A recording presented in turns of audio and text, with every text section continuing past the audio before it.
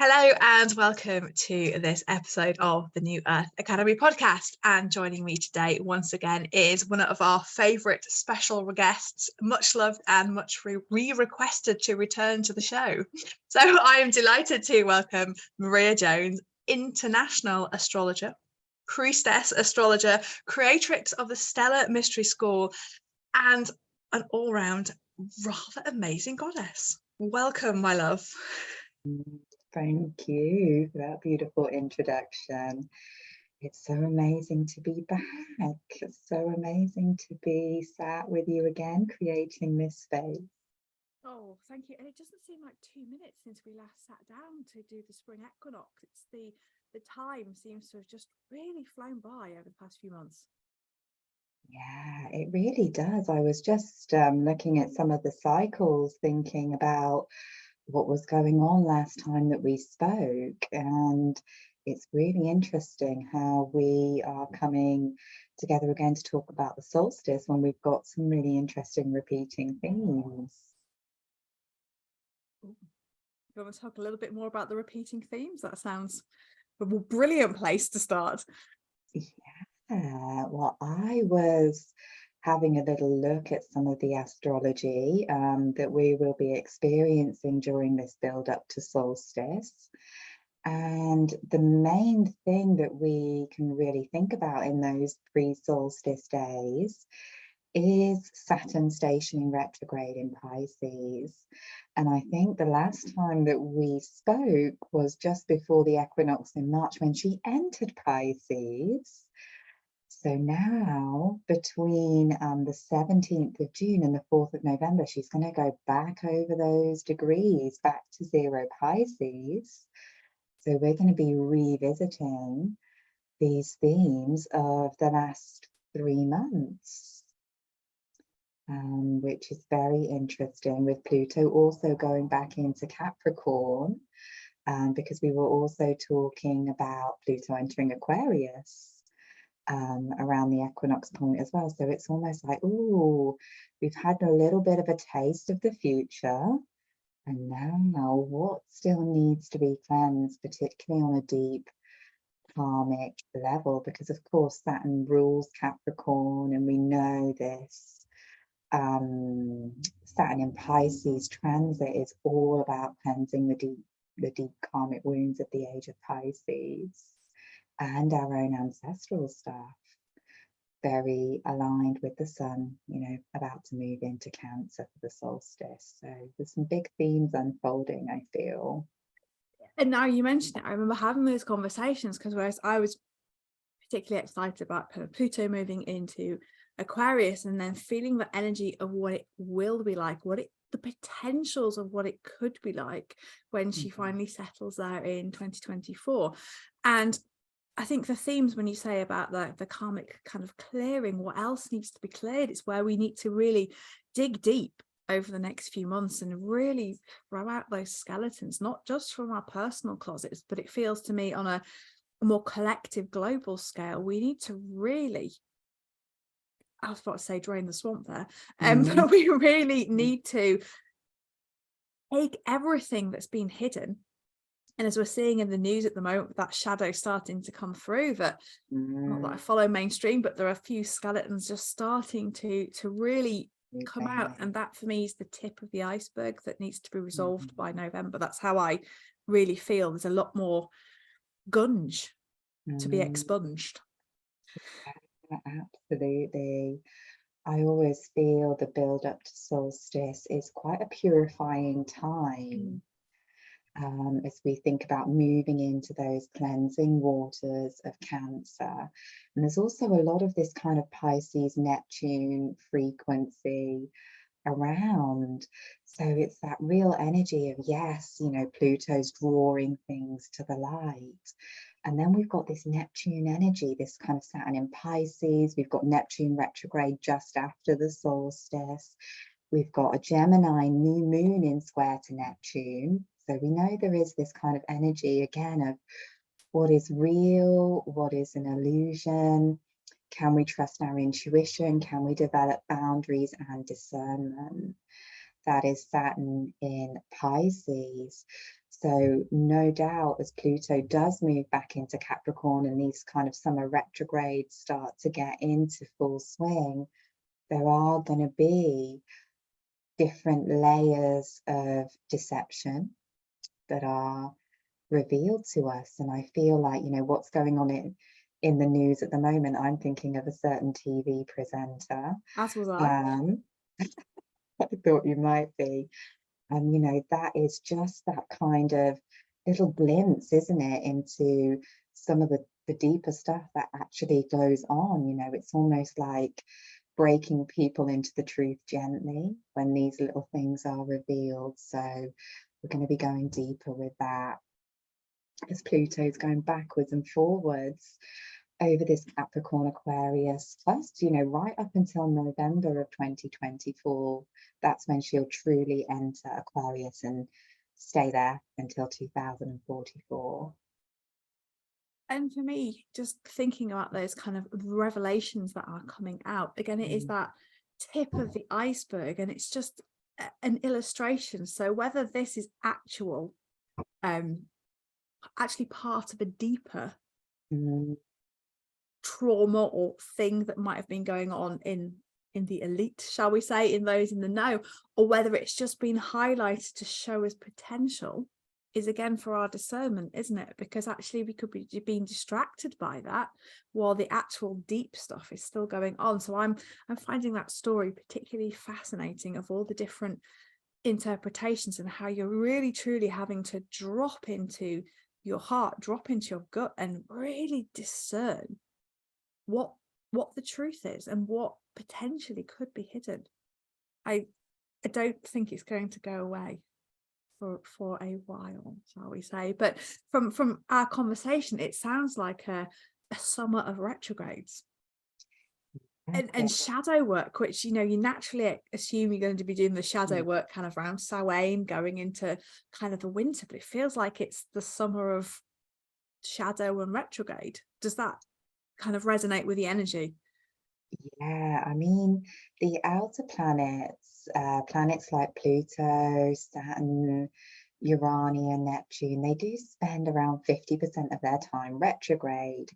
So they go retrograde most often throughout the summer, and they'll start to station direct as we go through that kind of equinox to Samhain portal later in the year. So it's almost like we have this period at the beginning of the year around equinox where we're kind of sowing our seeds.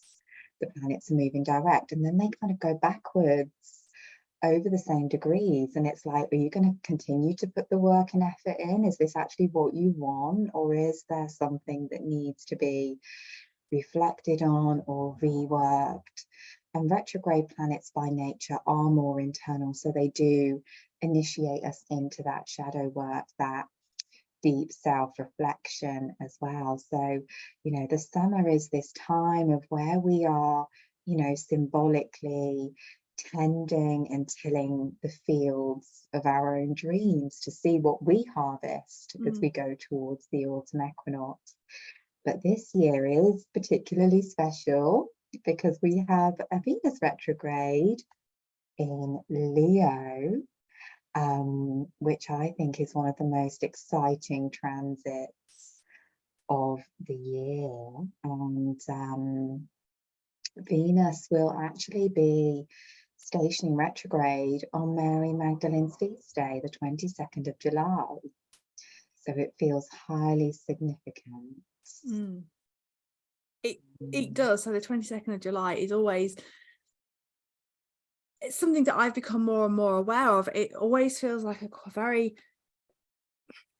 portalish day, I guess. That is that feeling. It's because, you know, it's that real reconnection back into the essence of who we are, because many of us have come from that Magdalene lineage. And this year it feels like it's the call back to who we are. And it's, you know, I do channel Mary Magdalene, I do work with her, and the call this year around equinox is you're having a retreat there, you're holding a retreat space for other women to gather. I was like, oh, I'm not really sure, you know, does it feel religious-y? But it's not. It's that energy of getting us back into who we are and to facilitate our kind of evolution, I guess, our spiritual evolution. So it does feel really potent this year.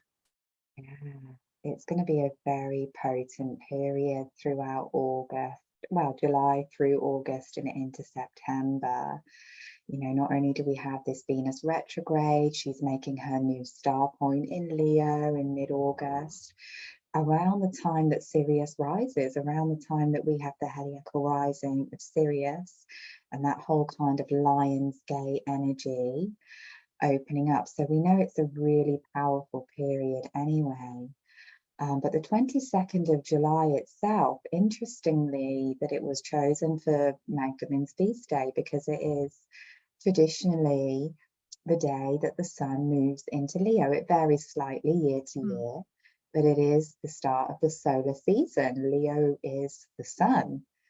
And what I was kind of reflecting on this a little bit this morning on the significance of Venus being stationary on this day. And what I was really feeling into is, you know, Venus as Inanna, who was sometimes known as Labatu or the lioness. You'll often see Inanna depicted with lions, and of course Magdalene is of the lineage of Inanna.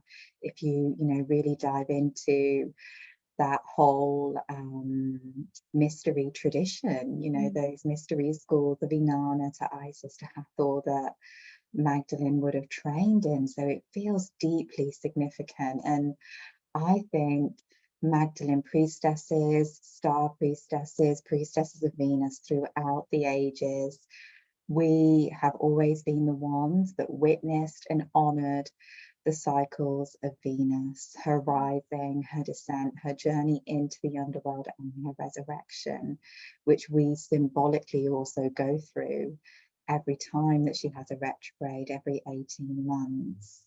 So for me, cycles of Venus are intimately interwoven with our feminine cycles and goddess worship throughout the ages. So she would have been, I feel like Mary Magdalene would have been a priestess of Venus. And as you were speaking, Ash, I just got like huge shivers all the way down my spine. That truth is that we've all come from there. That Magdalene was part of that lineage. It was really is a bit of a real tingling moment there. I wonder if you could just tell us a little bit more about Venus star points, because I know some people might not have heard of it, and it's just something I've started to dig into. But if you maybe tell us a little bit about Venus's transit and the shapes that she makes within the galaxy. Yeah, absolutely. You can see the rose of Venus behind me, and that's part of her cycle. But the most famous geometric shape that we witness her make in the cosmos is the pentacle. So obviously associated with witches since the beginning of time. And each one of the points of the pentagram is referred to as a star point. And these star points are formed when Venus conjuncts the sun in the sky. So they come together on the same astrological degree. This year it's going to be the mid degrees of Leo. And Venus, these are cycles within cycles. Some of them are 8-year cycles, some of them are 1,000-year cycles. But generally Venus makes her star points in the same 5 signs for around 100 years or so. So at the moment we've got star points happening, of course, in Leo, in Scorpio, in Capricorn, Aries, and Gemini. And we've got this kind of transition between Libra and Scorpio happening in our lifetime, which I think is really exciting. But mythologically, a star point is when Venus descends into the underworld. So if we look at the oldest astrological, mythological, astronomical texts from ancient Sumeria, we see the story of Inanna's descent into the underworld to meet her shadow sister Inanna, and then her integration and resurrection into her sovereign self as she emerges from those caverns as a mythological correlation to Venus's star point, because she is completely obscured from our view.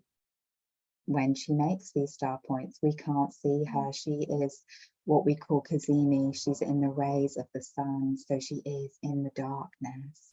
So it's this real moment of heart purification, of integrating the shadow self before we can be reborn.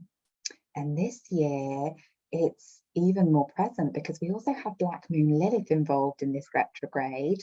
Venus stations conjunct Black Moon Lilith, who of course is, in the old tales, the handmaiden or the priestess of Inanna. So we've got this real, for me, it feels like the real resurrection of these sacred temple arts coming through. When we think of Leo, we think of the age of Chem. We think of the deep mysteries of early Egypt, when the Sphinx was built, when, people knew their own divinity. People knew and embraced the power of sensuality, of sexuality, of beauty and creativity, all of these leonine themes. So it feels like this deep purification that is going to be happening within us around anything that blocks the flow of this expression, that kind of restricts us from recognizing ourselves as these priestesses carrying the light of Venus. So it's a very, very powerful, powerful time. There's a lot going on around that retrograde, with aspects being made to Jupiter in Taurus and Urania in Taurus as well. So we're really going to see a lot of these themes around wealth and resources coming up during this period as well. When do we need to cultivate more? When do we need to detach? But I think the deepest message for us from any Venus retrograde is the integration and acceptance of the shadow self. When Venus or Inanna goes into the underworld, she has to show compassion to Ereshkigal, her shadow sister. She has to embrace her. She has to reweave herself back into wholeness, because Ereshkigal is the same goddess. Yeah, they're not separate. And I think that is something that is often misunderstood about Venus in modern astrology, and just in general. She's the love goddess. She is beautiful and she is terrible. Inanna was a goddess of love and war. So, we need to kind of strip back the fluff around Venus and really recognize her force, her power, and her potency as we, step into this new age of Aquarius. The way we love is changing. Yeah. Yes, and the one thing that I'd say as well, it's almost as if as you were speaking, it's that call out to not just men, but every single woman to really step into your power, to reclaim who you are, to break free from that societal conditioning of who we're expected to be, and really embrace the shadow, because actually we all have shadow aspects. Many people, particularly in the spiritual community, don't like to embrace it. They don't like to work with it because it's dark, in inverted commas, which it's not. It's just the other half of the whole. It's, if you think about the yin and the yang symbol, within the white of the yin, there's the dark of the yang, and vice versa. So there's always equality in the two sides of ourselves. So it feels like it's that real call as she moves through. It's to really embrace who you are and break free of those shackles, because we are expected to do something a particular way. And this feels like a summer of kind of quiet internal revolution, which then will reflect out in the collective, as we as a collective of women say, okay, actually, do you know what, we're going to do it this way now, going back to how we were revered and respected. Absolutely. There's so much that can be said around that. And Venus this morning, when I was tuning in ahead of our connection, she said, you know, as we worship her, we worship the feminine within ourselves. So it's really important for us to reclaim our connection to her cycles. And you can see her very, very brightly on the western horizon at sunset at the moment. So you can go out and you can commune with Venus, and she's at what we call maximum elongation now, which means that she's as bright as she can be. So she burns really bright before she descends. So now's the perfect time to go and sit with her. But just those reflections that you shared around the unshackling feel really significant, because Venus is with Lilith, the wild woman. You know, Lilith is uncontrollable. Lilith is untamable. Lilith is everything that is suppressed in the feminine. She's a witch, she's a whore, she's a seductress, sometimes even a demoness, right? So it's really reclaiming these parts of ourselves as sacred. And Venus will be square to Uranus as well. And I know that we both have this square in our natal charts. We both have Lilith conjunct Venus square to Uranus, don't we? So it's the real mirror of the moment we were born, although slightly different signs, of course. And you know, this is about learning how to love in a way that people feel free. It's about learning how to love in a radical, revolutionary way. You know, Uranus and Lilith, they smash down all of these traditional patriarchal concepts around what it is to be in love, what it is to love yourself, what it is to be in relationship, all of these concepts about what is beautiful and what is acceptable are you know, really seen as outdated when we think of Uranian energy.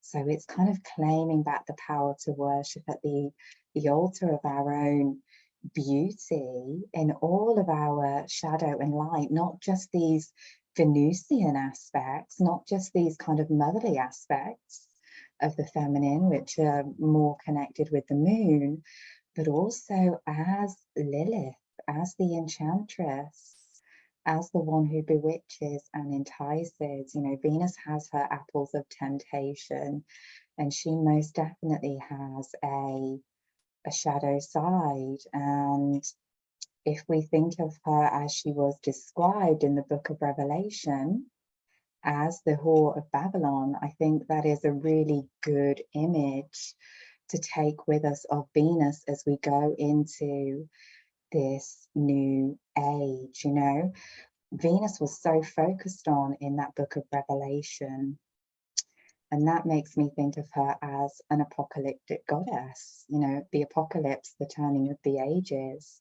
So Venus plays such a huge role in this transition, because, you know, she rules over these things like money, like relationships, sexuality and self-worth, which all need to be redefined. So we could, you know, really redefine Venus as Babylon in this way, you know, really reclaiming that part of ourselves. So there's so much that we could say about Venus and about Venus retrograde. Well, it's just as I'm kind of reflecting on what you're saying, and you're talking about the kind of the whore of Babylon in Revelation, you go, oh, actually, because she's so powerful, because she's going to break down the patriarchal structures and the way that we live, the way that we love, the way that we deal with relationships, it's almost is that deep patriarchal fear that she would be unleashed in her full glory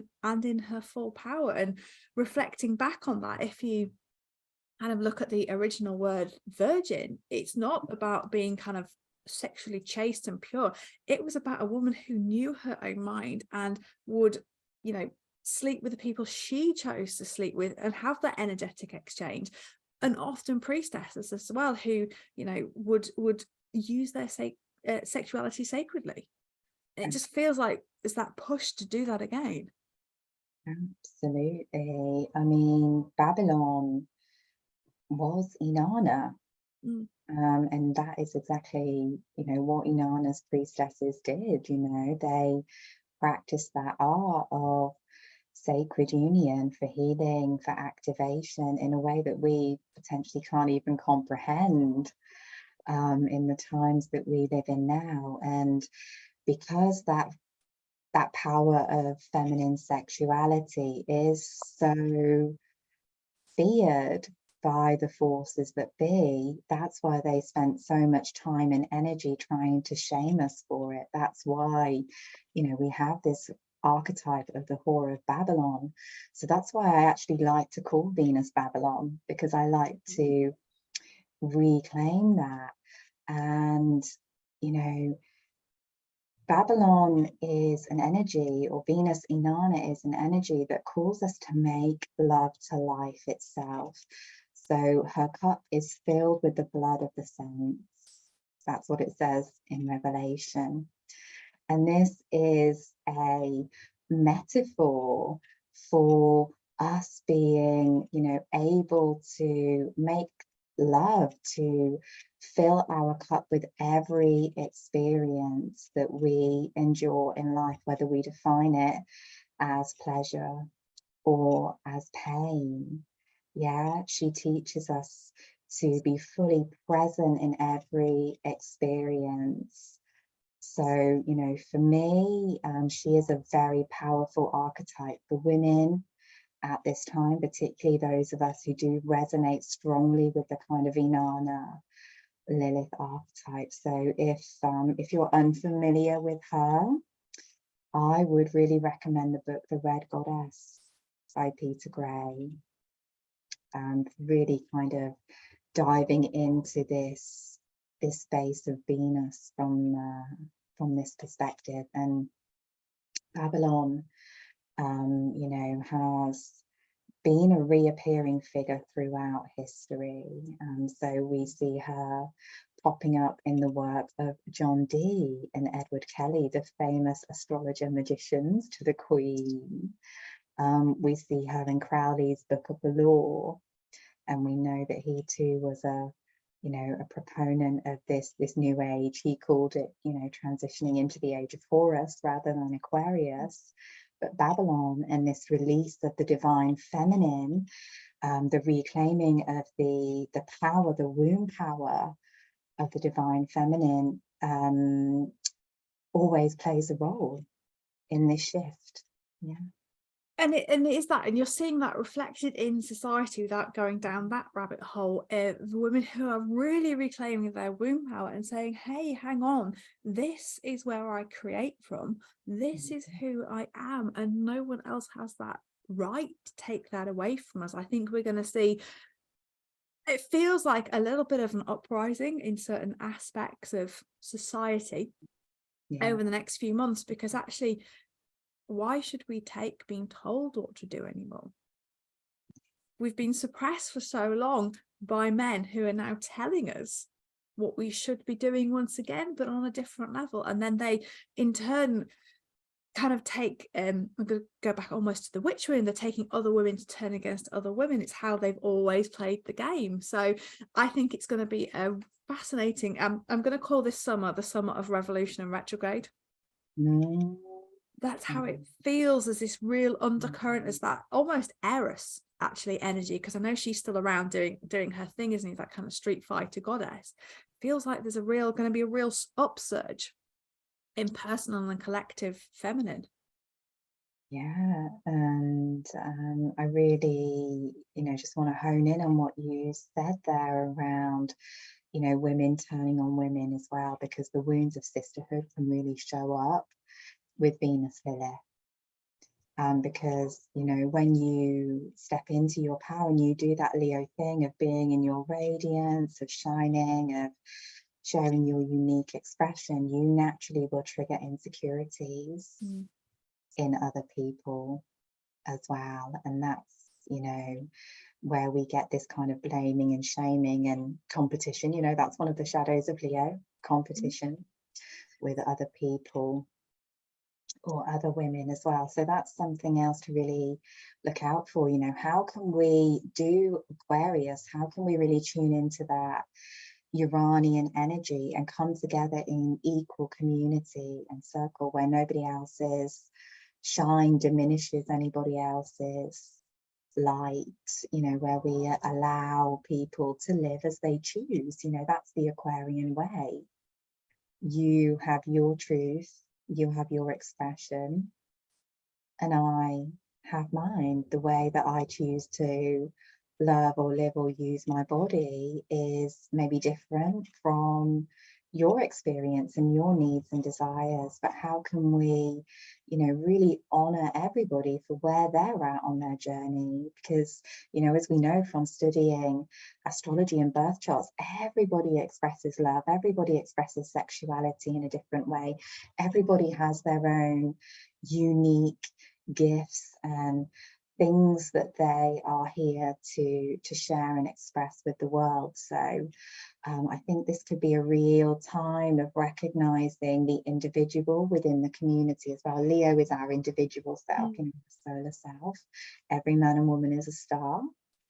And Uranus, Aquarius energy is the web, the collective, the interweaving of fate and destiny. So there's so much that could really be said and unpacked there. But I really hope that everybody who is listening, you know, takes the time to find Venus in the night sky and maybe has a little dive into understanding the mythology of Inanna and Ereshkigal and, you know, who she's been throughout history. And I think that works both ways. Just popped into my head is, you know, if you're going to find Venus in the night sky, regardless of whether you're a woman or a man, because I know we've got some listeners are blokes, is going to find it and then really digging into that energy. And what does that mean for you if you are presented with a woman in her full power who is, you know, really confident in her sexuality, really confident in who she is? Does that make you kind of quiver? Do you get angry? What's your reaction to that? Because we can talk about it from the feminine perspective, but from the male divine masculine perspective, you need that wild divine feminine to balance with your masculine, because we still need the masculine to support us to do that. That just popped out of my head somewhere. Yeah, absolutely. I think there is something that is simultaneously intoxicating and intimidating about the wild feminine. So that's potentially where the work is for the masculine. But I think for us, from our feminine perspective as well, it's always to keep it in balance, isn't it? To be sure to honor that divine masculine. If we want to see it, we have to be able to witness it and draw it out. So it's really honoring men for their gifts as well. And they, you know, they have a Venus too. They have an inner Venus too. They have ways that they like to be loved and appreciated. So I think it is through that mutual appreciation and understanding that these new divine unions will come into being, because that is also one of the messages of Magdalene, isn't it? That kind of sacredness of union. But also, you know, looking at the wild masculine archetypes, that kind of primordial energy that you can uncover within the masculine as well. You know, we might invoke Dionysus, for example. Yeah. I think it could be a very interesting summer for many of us on so many different levels. So we go through this beautiful, I'm going to say beautiful energies, the retrograde and revolution of summer. So we will go through that Cancer new moon, which I think is going to be quite interesting, because Cancer for me is always about the home. It's about rearranging things. It's about your security. Then that happens just before that beautiful energy of the summer solstice, and we kind of go through this Venus retrograde. And then she says on the 18th of July, if I've got this right, the nodes change and they move from what I think is Taurus and Scorpio, which quite enjoyed, I have to admit, Mm. into that Aries and Libra, which for you and I naturally, bring out our best side, shall we say? I hope, anyway. So can you tell us a little bit about, one, what the nodes are, and two, what it means when they change and what to expect as they change? Any top tips for navigation? Yeah, super interesting that the South Node's coming into Libra, the sign of relationship, Venus's sign, one of Venus's signs. Just a few days before that retrograde really starts. So the nodes are the head and tail or womb of the dragon, and you will always find them in opposite signs. The North Node is in the natal chart, it's our own personal point of evolution. In the collective, it's our collective point of evolution. So we've been moving through Taurus since January of 2022. So Taurus is a bit of a hot spot, as we know. We've got Jupiter now in Taurus, we've got Uranus in Taurus. So these themes of resources, of stability have really been at the forefront. And then we've had the South Node, that tail of the dragon, in the sign of the Scorpioness. So that's that deep purging, that's that looking at our fear around intimacy. Again, it's that dark goddess energy, that sexuality, that magic, that alchemy, but also power and corruption, in Scorpio. It's similar to Capricorn in that way, where we see this kind of revealing of the darker undercurrents of society, and particularly banks and governments, people that are in control. So the nodal axis is always highlighted during eclipse season. So we feel the energy of those signs, we feel the places in our chart that are being activated more strongly as we go through the eclipse portals. And the nodes change signs around every 18 months. So they will enter Aries and Libra on the 18th of July. So this is a significant shift. And we've already had a little taster of this because we had an Aries new moon solar eclipse at the end of April. So that was the foreshadowing of this cycle. So if we think of that South Node moving into Libra as the collective point of release, we think of that Libra energy as, Libra is the quintessential sign of relationship, of sacred contract, but also karmic justice. We think of Libra as mat, weighing the heart against the feather. So this will be a time of reviewing all of our connections, all of the contracts, all of the relationships that we get involved with.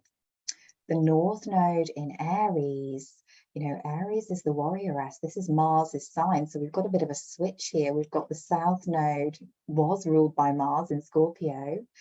The North Node was ruled by Venus in Taurus, and now they're kind of flipping it around a bit. And Aries, as the opposite sign of Libra, is independence and codependent. Independence and assertion. Libra is codependence and compliance and people pleasing. So we're really going to be looking at how we can balance out these polarities, particularly during these eclipse portals. So we'll have the first eclipse in Libra on the 14th of October. That'll be a Libra new moon eclipse, followed by the final one in Taurus, because even though the nodes shift signs, we still have to finish up that previous cycle. So this is really a time for everybody of becoming more Aries. Yeah. So again, it's this kind of red goddess archetype, who am I? What do I desire? Where is my power? What am I going to defend to the death? That's Aries. So it's really learning how to, maintain this balance. And this is one of the quintessential core foundational axes of the birth chart, the 1st to the 7th, or the Aries to Libra axis, because as humans, our relationships to others and ourselves are going to be what forms most of our experience. So we have to start to think about how we can let go of some of these old programs, again, around what it means to relate and what it means to be empowered. Yeah. So a really big journey, and we haven't had the North Node in Aries since 2004. So it's an 18-year cycle. So you can look back and reflect on what was going on 2004, 2006 for you to see what themes might be repeating. And if I'm remembering correctly, the last time Venus was retrograde in Leo was 2011. Just before everybody started waking up in 2012. Absolutely. Yeah, that was a really big period. Huge. Yeah, because that was when the kind of the early, and I'm going to call it a slightly bandwagon, the early divine feminine bandwagon started to come a little bit more to the fore. So we'd had it a little bit in the 80s and the 90s, but then it was the upsurge of the divine feminine, but it was the soft divine feminine, where there's this time around it feels it is the Lilith energy, isn't it? I'm getting super excited about that, I have to say. But I think it's going to be fascinating, and picking up on your point, you know, we all need to be more Aries. I don't know if you and I could be any more Aries. I think I'm not sure if we need to be. I don't think we need to be. Maybe we'll sit this one out. But I think it's going to be a fascinating summer. And I know we spoke a while back, and you said to me, she goes, oh, it's really quiet around solstice. I looked at it, it's quiet. It's like, actually, I think it's going to be really powerful, super revolutionary on a collective level, on a personal level, and really introspective as well. It's 2023 for me. I know you said it's the year of the Edgewalkers and the Trailblazers, and it's the Edgewalkers and the Trailblazers who have done the year of healing as well. I think it's really setting some firm foundations that as we go into new earth, this age of Aquarius, that we're not taking anything from Pisces at all. That's it goes now. Absolutely. And some of the shadows of Venus and Libra are very similar to the shadows of Pisces. You know, there is that lack of boundaries, that, you know, wanting to be loved at the detriment to the self, you know, these kind of victim savior patterns and lack of boundaries. So those can be some really key themes for shadow work, because this Venus in Leo and Lilith in Leo, it's like this wild sovereign self. We've already got Mars in Leo, and Venus will be in Leo very soon, from the 5th of June, and she'll be actually entering her retrograde shadow just a few days before the solstice. So yeah, I do always associate that solstice period with a little bit more stillness, because of the retrograde. You know, that kind of that Saturn energy can feel quite heavy and slow when she goes retrograde in Pisces. But you know, once we get through that kind of 3 days of the sun being still at her highest peak, we go into this kind of like summer of internal and external revelation and revolution. So in the collective, with that Venus retrograde, what I would expect to see is maybe a lot more rebellion and revolution around these themes of finances, you know, this kind of so-called economic collapse and things like that. You know, people really claiming back their power. But with Pluto back in Capricorn, you know, there can be that squeeze from the hierarchy too, you know, that kind of met with equal amounts of suppression. And it's true. I guess if you are reading mainstream media, and if you got your eyes on America, who are very much, they're going through their Pluto return as well, aren't they, America? So it eyes very much on what's happening on the financial markets there. That could get quite spicy, because obviously, you know, we've got things like crypto, which are meant to be independent, which we know won't become independent. And it just feels like you're right that, you know, we'll reclaim our sovereignty just to be squeezed again, you know, kind of shades of March 20, just in the ether, perhaps, as well. that absolutely. control. Yeah. Yeah, I mean, they're not going to go down easily, are they? So the more we Been fighting a resist, while. we're met with that persistence. But on the subject of shadow work, I think it's also really important not to project that out there as well, and to, really look at what is going on in the external as a projection of the unhealed shadows within ourselves and within humanity as well. So as we do this kind of karmic clearing from the age of Pisces, we can really say, where am I judging myself? Where am I oppressing myself? Where am I being puritanical? Because a lot of the New Age community and teachings, they're still, particularly around sexuality, filled with shame and judgment. So we can look at, where am I shaming myself? Where am I oppressing myself? And also, how can I free my ancestral line? I think Saturn and Capricorn energy and Cancer energy too, it's like, how can I liberate my ancestors? So I know in particular in my family line, there's a lot of shame around, things like sexual expression or desire or cultivation of resources. So how can I become the most well-resourced, well-pleasured, well-sustained woman that ever incarnated into my lineage? So I can pass that on instead of, all of this heaviness that my ancestral line has endured. And likewise, and I guess that's the same in many families. It's almost as if we go away, do this internal work in this space, and we observe the external doing its thing without giving that energy, because we need to cultivate internally, it feels, for the next few months, and just be. And that integration can be quite messy at times. So it's that having that space and that support to let you do that work, so that I, and whoever else is listening, step out into our full essence of self, ready for this new age. Absolutely. And I think it's just important to remember that, as we have done in many lifetimes, we have chosen to incarnate at this turning of the ages. And we knew that we would experience this duality.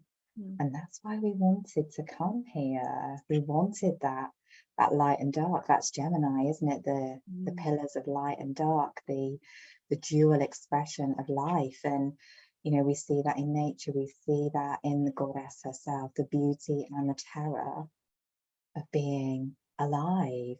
So without these so-called external forces, we would, be very slow on our journey of inner alchemy, wouldn't we? And without other people too, without relationships, there's not much growth. And that's why we came here. We came to be the magician, to be the alchemist, to be the sorceress, to know our own divinity, our own Leo power.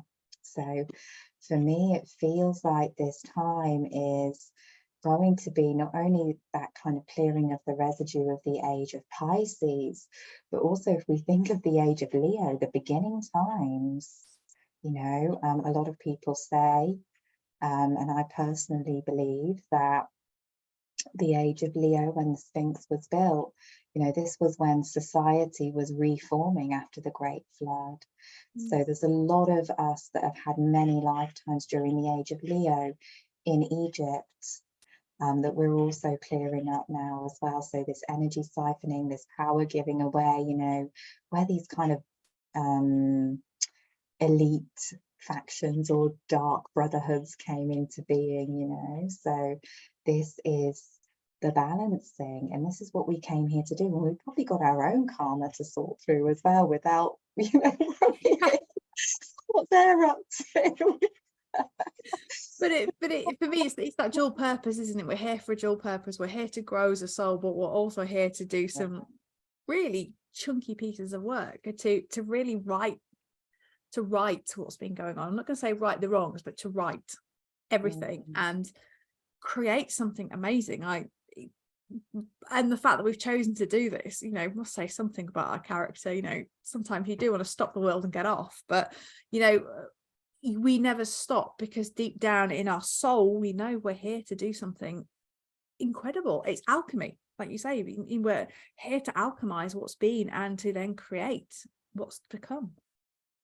Absolutely. And you know, we're carrying these ancient wisdoms, these ancient remembrances. You know, go touch the stones, go visit the ancient and sacred temples, and especially around the time of solstice, which they're built to align with.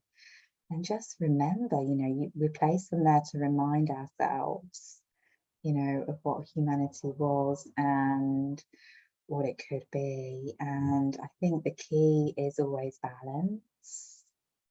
You know, that's that Libra energy. It's balance of masculine and feminine, of light and dark, of internal and external, that we are trying to cultivate and maintain as we make this transition. We go through this kind of rebirthing into this whole new aeon.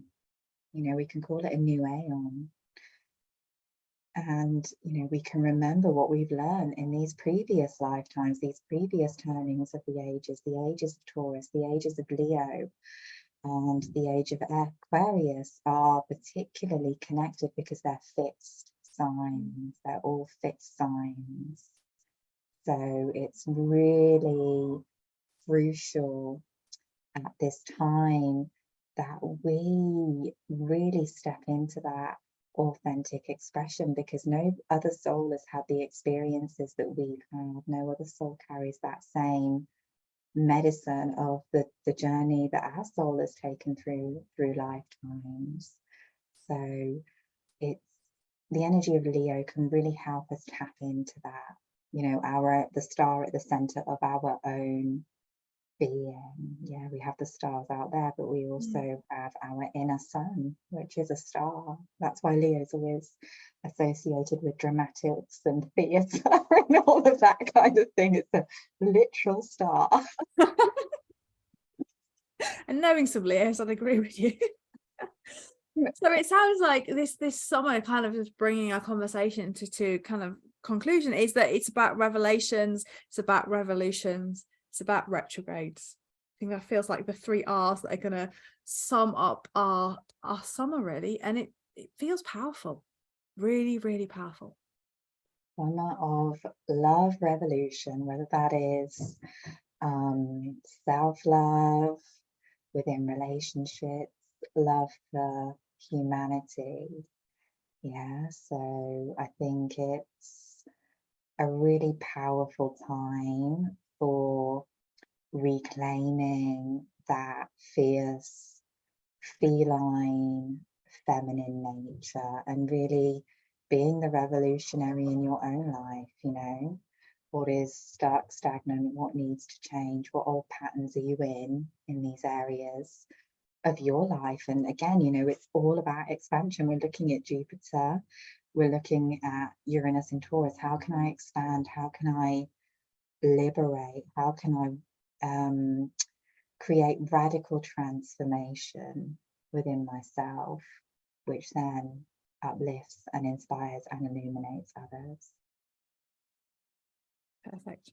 And also through all this, remembering to have a little bit of fun as well in the inner work. Yeah, Lots of fun. Yeah, Leo is nothing if not fun. And we've got Mars in Leo, we've got the Sun in Gemini at the moment, so it's all kind of fun and games. But for me, Venus retrogrades are always a really joyful and empowering experience. We were just talking about the horrors of Mars retrograde in Gemini, weren't we, before recording? And I was saying, you know, this will be different. This will be fun. Yes. Oh, Maria, it has been wonderful to speak to you again. And I wonder maybe you'd like to come back around equinox and share what we to expect the next turn point of the year. Absolutely. Oh, thank you so much. And we'll speak to you again. Happy solstice when it arrives as well. Blessed solstice.